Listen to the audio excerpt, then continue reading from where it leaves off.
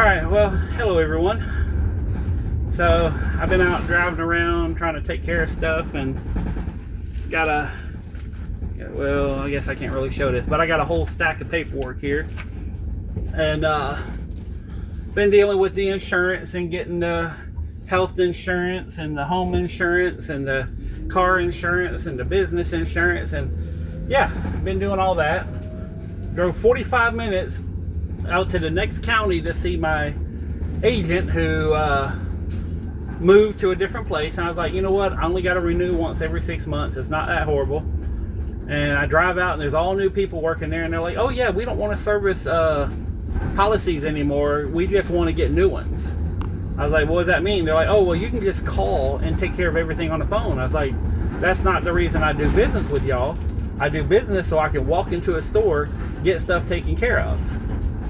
So anyways, I had them print out all my stuff, so I got all my account numbers and all that mess, and I think I'm just going to have to find someone else. I mean, the fact that they said that to me is a little insulting, considering this particular person, you know, I've been doing work for, or well, been buying insurance from him for over a decade, and was actually buying from the person who trained him and retired, and then he took over.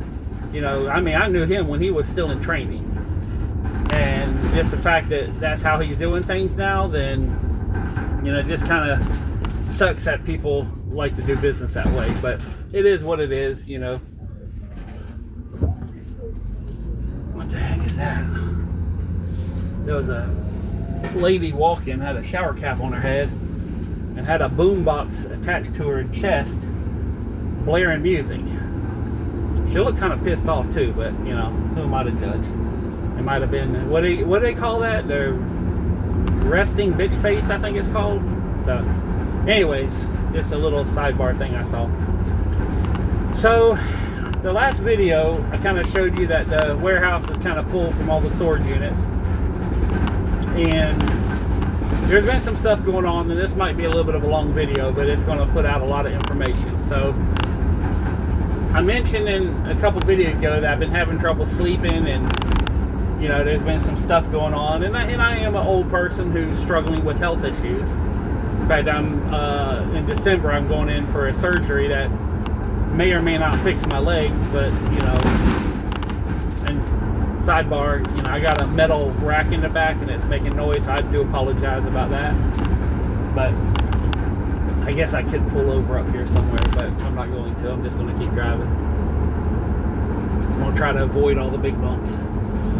But, so I've been dealing with stuff, and then last night,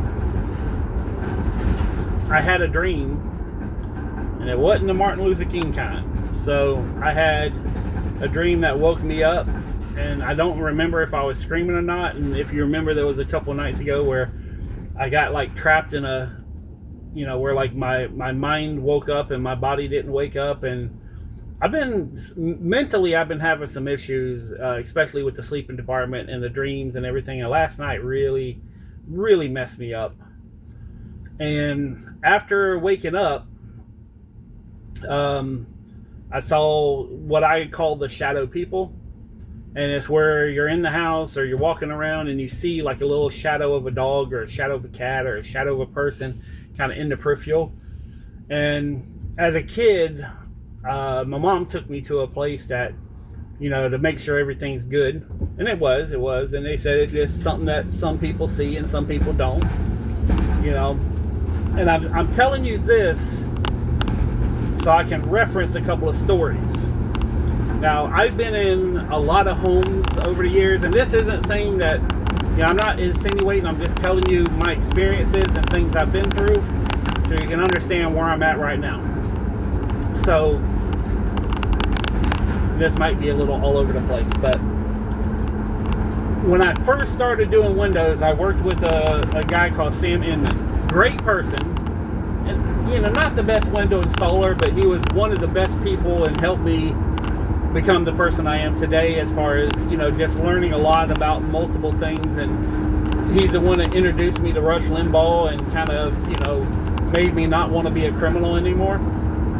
So Because it wasn't the fact that I was necessarily a criminal. It just, I always thought as a criminal, and I always wanted to do the wrong thing. But sometimes I had a hard time doing that. So, but anyways, one day we went to this house, and you know, it was an empty house. It was like a part of a little townhome or something like that. Nothing special about it. And I walked in, and I just did not feel good. Like, I was like, you know, I'm telling Sam, I was like, Sam, this is not a good house.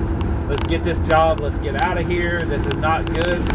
And my mom had a situation where she could, you know, feel things. And, you know, I'm not saying I can feel evil, but I can tell when, you know, I'm in a really, really bad place or a wrong place to be at. And this happened quite a few times in my life. Not a lot, but enough to where I remember them. So anyways, we're in this house, and we're fixing some windows and replacing some glass, and you know, he's like, you sound just like your mother. And by the way, Sam used to date my mom for a little while, and they were lifelong friends, but they dated for a while. It just didn't work out for the dating. They were better off friends. So anyways, he's like, oh, you know, it's nothing, it's just a house, whatever. So about a month later, he came back. He's like, you remember that house that you didn't like? I was like, yeah. He's like, I just found out that the guy that was living in there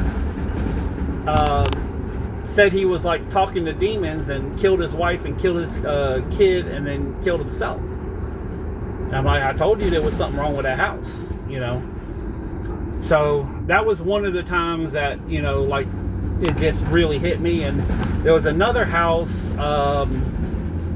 kind of up on the north side, and it was a you know, just an older home. The father passed away. The daughter was renovating it just to sell it, and I was doing I think the front door and the windows. You know, it was a nice place, and you know, nice little house. But when you walk toward the back, you know, it felt weird back there. It's like, you know, and me and Justin actually felt it at this time too. He's like, yeah, it don't feel right back there, you know.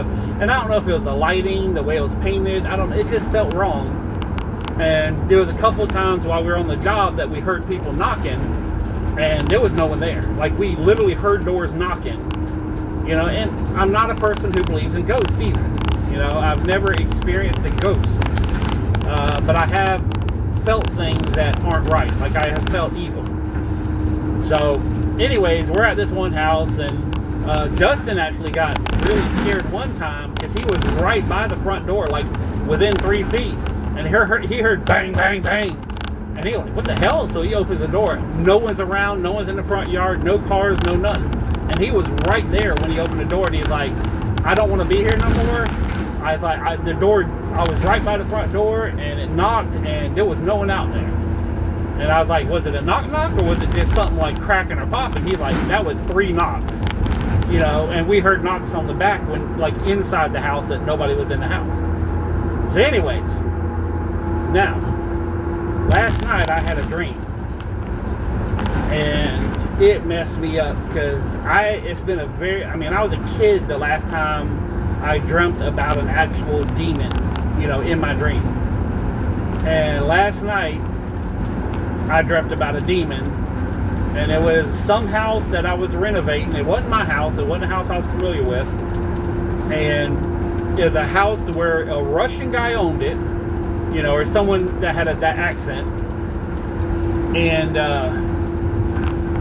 there was one wall, and there was a closet, and we tore the closet out, and, you know, was doing the drywall and everything, which I don't even do that kind of work. That's what really tripped me out.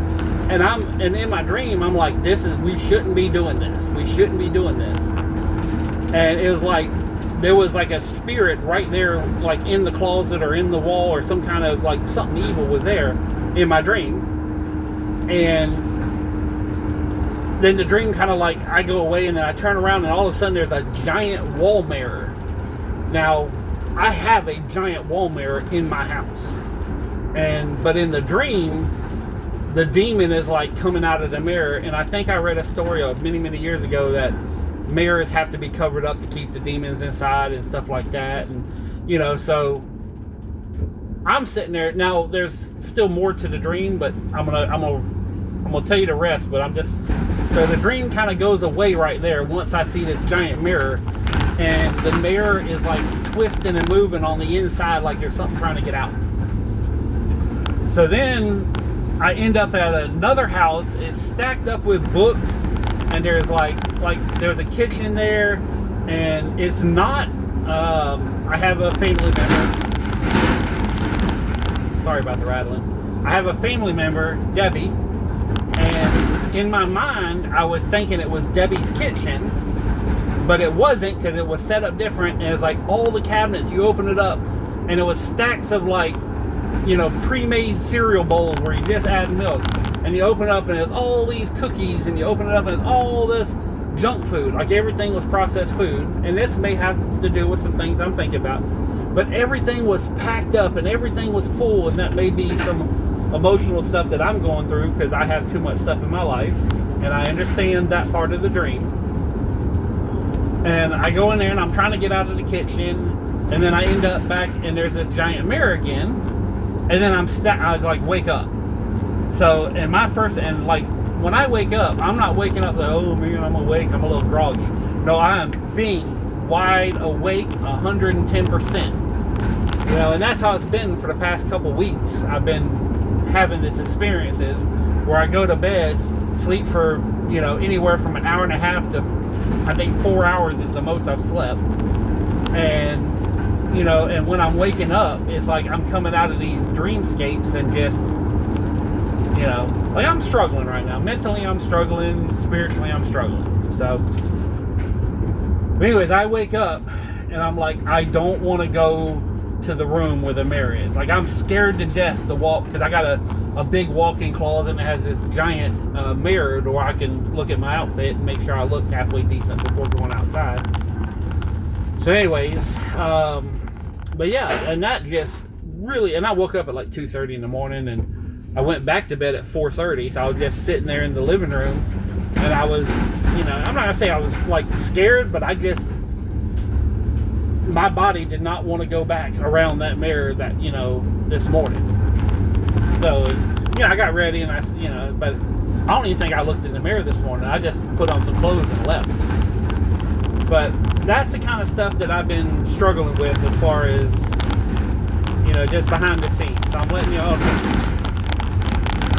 Sorry about the rattling. I'm going to take that damn shelf out of here. That is horrible, and I apologize. It's coming out today.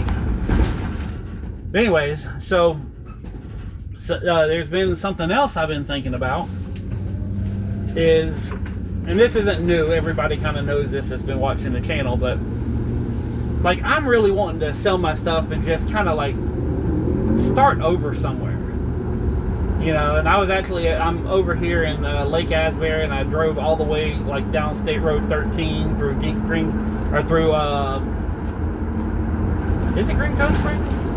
I drove through Green Coast Springs and whatever's on the other side of the river, on that little bridge over there. Not the big bridge, but the little tiny one that goes into Green Coast Springs. If you know, you know. But anyways, I took kind of an out of the way loop because my insurance agent moved over to Roberts Road. Anyways, I've been really kind of just wanting a do-over on my life. And I'm you know, so I am going to still do the thrift store video. Someone made a comment about that. You know, I'm actually going to a thrift store today. I'm going to try it. It's not going to be what I want because I can't figure out how to do what I want to do. So I'm going to go to this one place. I'm just going to try to freelance it, and we're going to see how it works out. But my next video after this should be a thrift store that I'm heading to right now that's down here in Green Coast Springs, wherever it's off Blandon somewhere. So, but anyways, I think I'm going to quit buying storage units, and I really need to, you know, I was doing so good. I got my warehouse cleaned off. Everything was going good. And I went to the storage units, and again, I didn't lose. I mean, I got some great deals. I'm going to make a ton of money, but I kind of put myself back on everything that I'm trying to accomplish as a grand plan, but I got this temporary thing that I did, and it stopped me on every single thing. I can't build the doors I got to build. I can't, you know, I can't hardly move around the shop because I got the bed. Luckily, I got one person I told her this morning that I haven't even listed to bed yet. I got it all put together, but I sent her I showed her pictures, and she's gonna talk to her husband, and I offered it to her a lot cheaper than I would ever list it for, just to have it out of the way real quick. So I'm working on that right now, but it's just, there's a part of me that wants everything gone in the life and just, kind of start over. And it ain't like I can't buy shit. I mean, that's the easiest thing in the world to do. But there's also a part of me that kind of want to just sell everything, sell the home, sell the vehicles, get in one vehicle, drive wherever it breaks down, just start a new life, And I've told people, I mean, ever since I was a little kid, well, I won't say a little kid, but ever since like the military, I've told people, I was like, you can put me in any city in America, any town, anywhere. Give me $100 to start off with, and within a year, I'll be established, And it's just my personality type. It's how I look at work. It's how I look at the world.